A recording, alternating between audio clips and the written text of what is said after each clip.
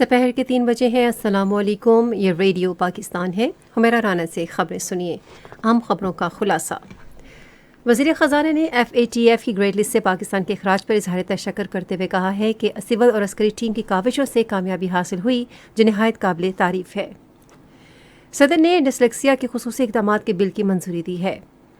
وزیر اطلاعات ترکیہ کے شہر استنبول میں اسلامی تعاون تنظیم کے رکن ممالک کے وزرائے اطلاعات کی 12ویں کانفرنس میں پاکستان کی نمائندگی کر رہی ہیں۔ پاکستان نے سیلاب سے متاثرہ علاقوں میں تعمیر نو اور بحالی کے کام مکمل کرنے کے لیے عالمی برادری سے بڑے پیمانے پر امداد فراہم کرنے کا مطالبہ کیا ہے۔ سعودی عرب کے ترقیاتی فنڈ نے آزاد کشمیر کے لیے تقریباً 29 ارب روپے مالیت کے بڑے ترقیاتی منصوبوں کی منظوری دی ہے۔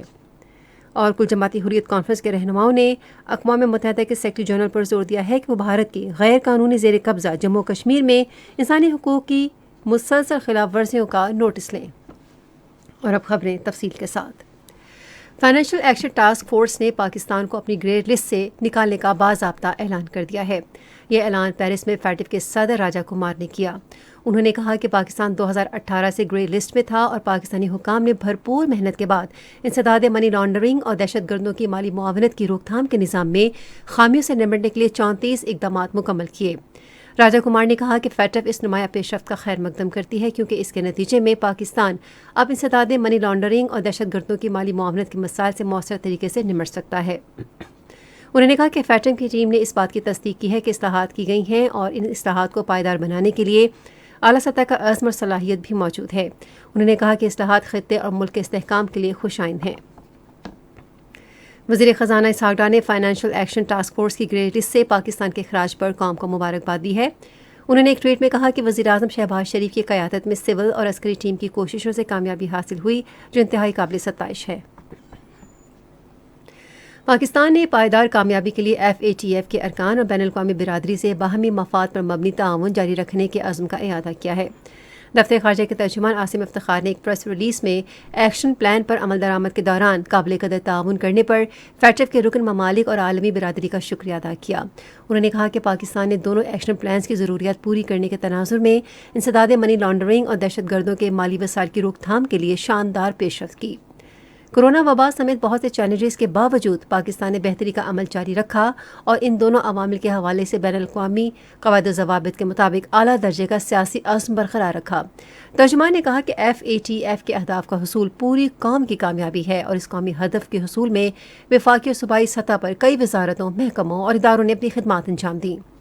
FATF کے ساتھ کام کرنے کے نتیجے میں پاکستان کے قانون طریقہ کار میں تصویراتی بہتری آئی اور موجودہ اور مستقبل کے چیلنجز سے نمٹنے کے لیے انسداد منی لانڈرنگ اور دہشت گردوں کے مالی معاونت کی روک تھام کے عمل کو مزید بہتر بنایا گیا۔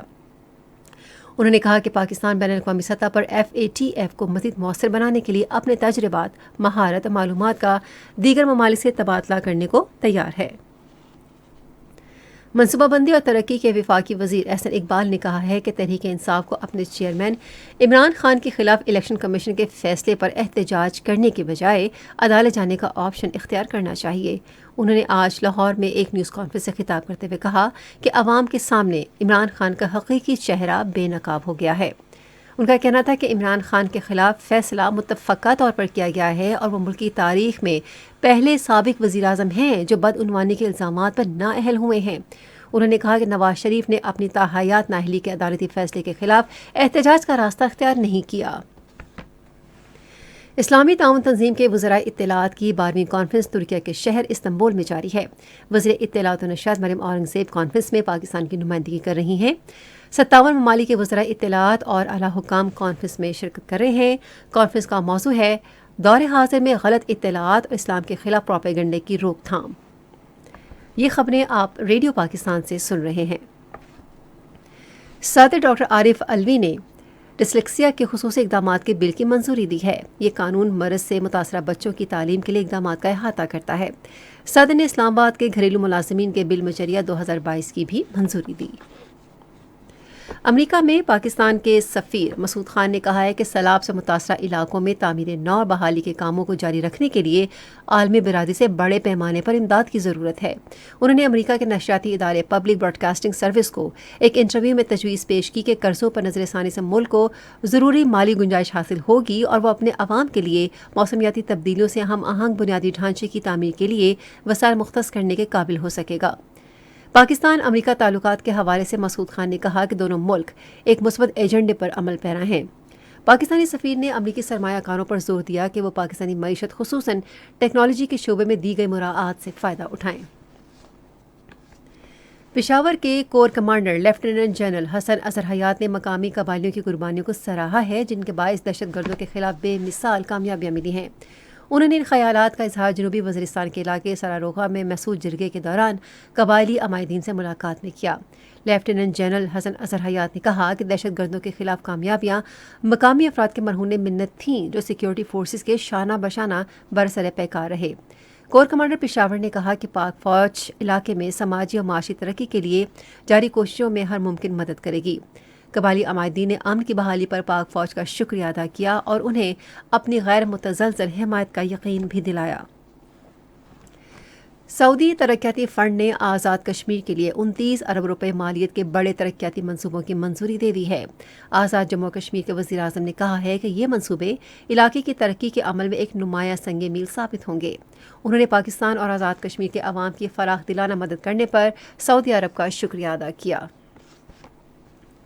کشمیر کونسل یورپ کے چیئرمین علی رضا سید نے کہا ہے کہ بھارتی فوج کی جانب سے آزاد جموں و کشمیر میں کنٹرول لائن کے ساتھ دیہی علاقوں میں داغے گئے کلسٹر شیلز ان علاقوں میں رہنے والی سول آبادی کے لیے خطرناک ہیں۔ علی رضا سید نے ایک غیر ملکی وفد کے ہمراہ جس نے حال ہی میں کنٹرول لائن کا دورہ کیا میرپور میں صحافی سے گفتگو کرتے ہوئے کہا کہ بھارتی فوج لائن آف کنٹرول کے پار آزاد جموں کشمیر میں سول آبادی کو نشانہ بنانے کے لیے کلسٹر بم استعمال کرتی ہے جو جنیوا کنونشن اور دوسرے بین الاقوامی قوانین کی خلاف ورزی ہے۔ انہوں نے کہا کہ حال ہی میں اپنے رشتہ داروں کے ہاں جانے والے 2 کشمیری بچوں کو کنٹرول لائن کے قریب کلسٹر شیل ملے جنہیں وہ کھلونا سمجھ کر اپنے گھر لے آئے۔ بعد میں دونوں بچے شیل پھٹنے سے شہید ہو گئے تھے۔ کل جماعتی حریت کانفرنس کے رہنماؤں نے اقوام متحدہ کے سیکرٹری جنرل اینٹونیو گوتریس پر زور دیا ہے کہ وہ بھارت کے غیر قانونی زیر قبضہ جموں کشمیر میں جاری انسانی حقوق کی سنگین خلاف ورزیاں بند کرانے میں اپنا کردار ادا کریں۔ حریت کانفرنس کے رہنما عبدالاحد پرا، غلام محمد اور ڈاکٹر مصعب نے اپنے الگ الگ پیغام میں بیج بہاڑا کے شہداء کو خراج عقیدت پیش کرتے ہوئے اقوام متحدہ کے سیکرٹری جنرل اور انسانی حقوق کونسل سے اپیل کی کہ مسئلہ کشمیر کو کشمیری عوام کی امنگوں کے مطابق حل کیا جائے۔ بھارت کے سرکاری تحقیقاتی ادارے نے آج مقبوضہ جموں کشمیر کے مختلف علاقوں میں تلاشی کی کارروائی کی۔ کشمیر میڈیا سروس کے مطابق بھارتی پولیس نے کھوجی کتوں کے ساتھ بارامولہ میں حریت رہنما محمد الطاف کے گھر پر چھاپہ مارا اور جنوبی کشمیر کے ضلع شوپیاں میں 65 سالہ معمر شخص گلزار احمد بٹ کے گھر کی بھی تلاشی لی۔ پالپورہ، پامپورہ، نور باغ اور سری نگر کے مختلف علاقوں میں تلاشی کی کارروائیاں جاری ہیں۔ چین کی کمیونسٹ پارٹی کی 20ویں نیشنل کانگریس نے نئی مرکزی کمیٹی اور نئے مرکزی کمیشن کا انتخاب کیا ہے جو نظم و ضبط کی نگرانی کریں گے۔ 1 ہفتے تک جاری رہنے والی نیشنل کانگریس آج بیجنگ میں ختم ہوئی جس کی صدارت صدر شی جن پنگ نے کی۔ اجلاس میں نظم و ضبط کی نگرانی سے متعلق کمیونسٹ پارٹی کے 19ویں سینٹرل کمیشن کی عملدرانہ رپورٹ کے بارے میں ایک قرارداد بھی منظور کی گئی۔ کمیونسٹ پارٹی کی نئی قیادت کا انتخاب کمیونسٹ پارٹی کے 20ویں سینٹرل کمیٹی کے پہلے اجلاس میں کیا جائے گا جو کل ہوگا۔ کرکٹ سڈنی میں T20 عالمی کپ کرکٹ ٹورنامنٹ کے سپر 12 مرحلے کے میچ میں آسٹریلیا نے نیوزی لینڈ کے خلاف 201 رنز کے ہدف کے جواب میں اب سے کچھ دیر پہلے تک 14ویں اوور میں 91 رنز بنائے تھے اور اس کے 7 کھلاڑی آؤٹ ہوئے تھے۔ اس سے پہلے آسٹریلیا نے ٹاس جیت کر نیوزی لینڈ کو پہلے بیٹنگ کرنے کی دعوت دی۔ نیوزی لینڈ نے مقررہ 20 اوورز میں 3 وکٹوں کے نقصان پر 200 رنز بنائے۔ موسم محکمہ موسمیات کی پیشگوئی کے مطابق آئندہ 12 گھنٹے کے دوران ملک کے بیشتر حصوں میں موسم خشک جبکہ پہاڑی علاقوں میں سرد رہنے کا امکان ہے۔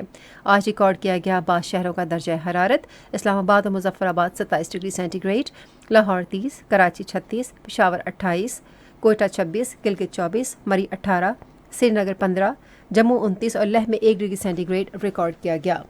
خاص خبروں کا خلاصہ ایک بار پھر۔ وزیر خزانہ نے FATF کی گریڈ لسٹ سے پاکستان کے اخراج پر اظہار تشکر کرتے ہوئے کہا ہے کہ سول اور عسکری ٹیم کی کاوشوں سے کامیابی حاصل ہوئی جو نہایت قابل تعریف ہے۔ صدر نے ڈسلیکسیا کے خصوصی اقدامات کے بل کی منظوری دی ہے۔ وزیر اطلاعات ترکیہ کے شہر استنبول میں اسلامی تعاون تنظیم کے رکن ممالک کے وزراء اطلاعات کی 12ویں کانفرنس میں پاکستان کی نمائندگی کر رہی ہیں۔ پاکستان نے سیلاب سے متاثرہ علاقوں میں تعمیر نو اور بحالی کے کام مکمل کرنے کے لیے عالمی برادری سے بڑے پیمانے پر امداد فراہم کرنے کا مطالبہ کیا ہے۔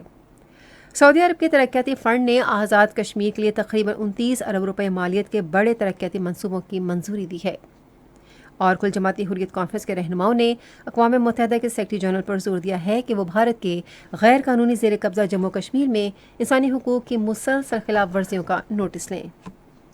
خبریں ختم ہوئیں۔ مزید خبروں اور تجزیوں کے لیے آئیے ہماری ویب سائٹ پر radio.gov.pk اور فیس بک کے link radio Pakistan news official پر براہ راست ویڈیو اسٹریمنگ بھی ملاحظہ کیجیے۔